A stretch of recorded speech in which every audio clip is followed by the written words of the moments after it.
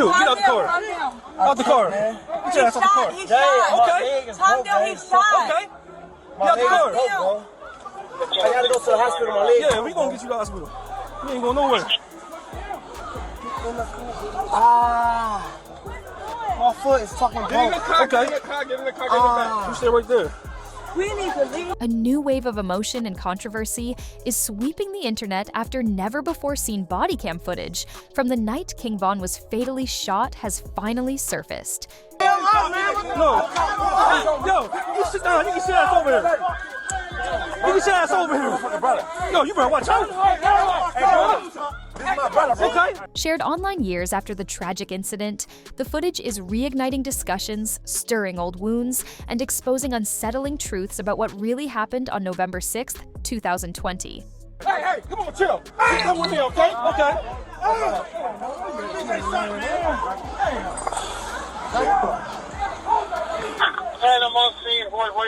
The video begins in chaos. Sirens scream in the distance. Officers shout commands.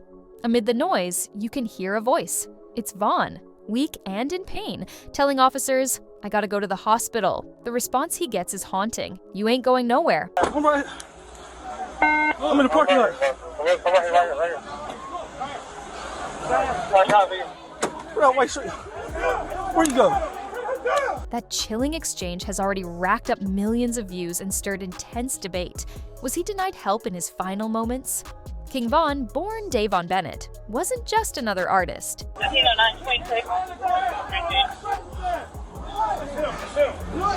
up, everybody.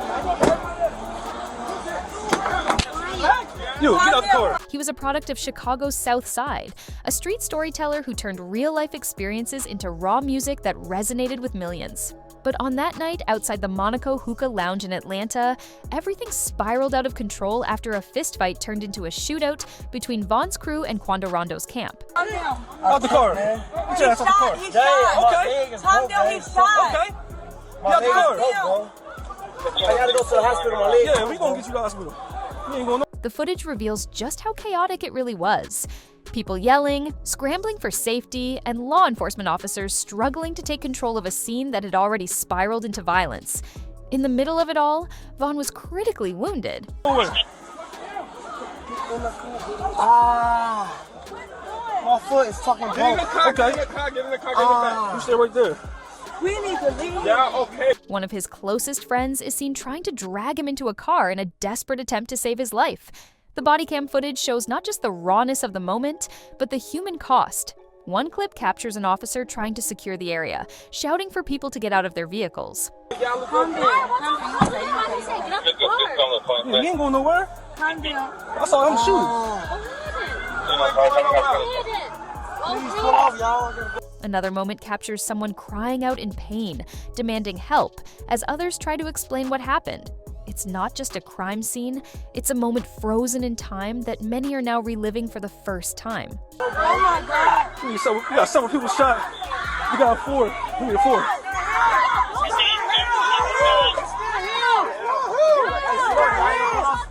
But what really shocked people wasn't just what was in the video, it was the timing. Why did it take nearly 4 years for this footage to be made public? What changed in 2024 that made someone leak it? And perhaps most importantly, why now?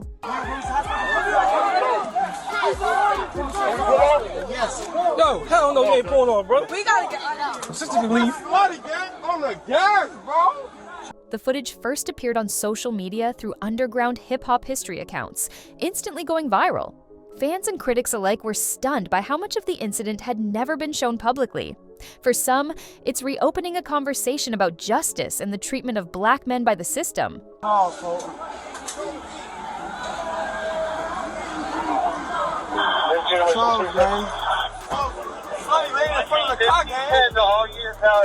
For others, it's a painful reminder of just how quickly fame, street life, and conflict can collide. King Von's story isn't just one of talent. It's a story of trauma, loss, and survival. He grew up in a world where violence wasn't fiction. It was daily life. Go ahead and block off these streets and start to stop shut up a crime scene. ASAP. Radio, start several 4s. Multiple people shot. He lost his father at age 11, and by the time he was a teenager, he was already deep in Chicago's street scene. Friends recall Vaughn being the first in their circle to bring a weapon to school. By 16, he was facing serious charges. Yet somehow, Vaughn managed to channel those experiences into music.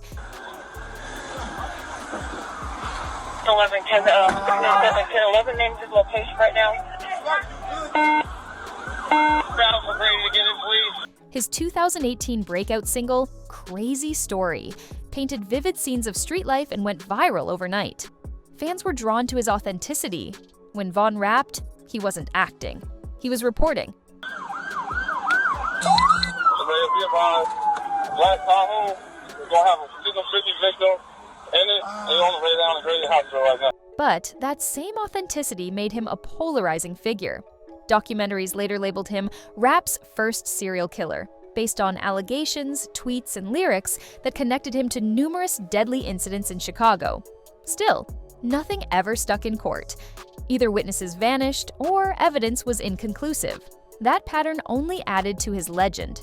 Vaughn beat a major case in 2017 and walked out of jail determined to make it in the music industry. Thanks to support from fellow Chicago rapper Lil Durk, he signed to OTF, Only the Family, and quickly gained momentum. Songs like Took Her to the O and Armed and Dangerous cemented his place in the drill scene. But the streets were never far behind. Vaughn was still connected to the same world he rapped about. His feud with NBA YoungBoy and by extension Quando Rondo had been escalating for months before that night in Atlanta. Some believe the conflict was personal, possibly over relationships, possibly over respect. Either way, the stage was set for a violent clash. And when it happened, it was fast. Surveillance shows Vaughn throwing the first punch. Seconds later, shots rang out. Timothy Lul Tim Leaks, a member of Quando's team, allegedly fired the shots that struck Vaughn. Leaks was arrested but later had his charges dismissed in 2023. Meanwhile, the aftermath spiraled. In 2022, Quando's cousin Lupob was killed in what many believe was a retaliation hit. By 2024, federal prosecutors charged 5 of Vaughn's associates in a murder-for-hire plot. Lil Durk himself was arrested and is facing conspiracy charges tied to that same plan. His trial is set for October 2025. What's wild is that while those tied to Vaughn are facing serious consequences, the man who allegedly pulled the trigger is walking free. It's a twist that has left fans questioning how justice is really being served. The newly leaked Bodycam footage also reveals how differently this tragedy was handled compared to incidents involving more mainstream figures. Had this happened at a pop concert or to a mainstream pop star, media coverage would have lasted months. But Vaughn's story, like so many others, was quickly buried. Until now. The response online has been intense. Fans are revisiting Vaughn's music with a new sense of grief. Others are using the footage to mock him, posting disrespectful comments and memes. This split shows how complicated his legacy really is. To some, he was a poet of the streets. To others, he was simply a product of the same violence he described. His relationship with rapper Asian Doll also remains a hot topic. Even years after his death, their on-again, off-again romance continues to stir debate. Recently, Vaughn's sister claimed in a live stream that he was only with Asian for attention, sparking more controversy. Fans took sides, dissecting every detail as if it were still playing out in real time. This level of scrutiny isn't new. Other rappers like XXXTentacion and Pop Smoke have faced similar posthumous fame, with fans and family battling over who controls their stories. In Vaughn's case, that battle is ongoing, on social media, in the courtroom, and even in his hometown of Chicago. Murals have gone up in his honor. His grave has become a site of both tribute and disrespect. Rivals have posted photos mocking his legacy, only to later become victims of the same cycle of violence. It's a haunting loop that keeps repeating. What's especially eerie is how Vaughn seemed to know his time was limited. In interviews, he talked about feeling pressure from his past and doubting whether he could truly escape it.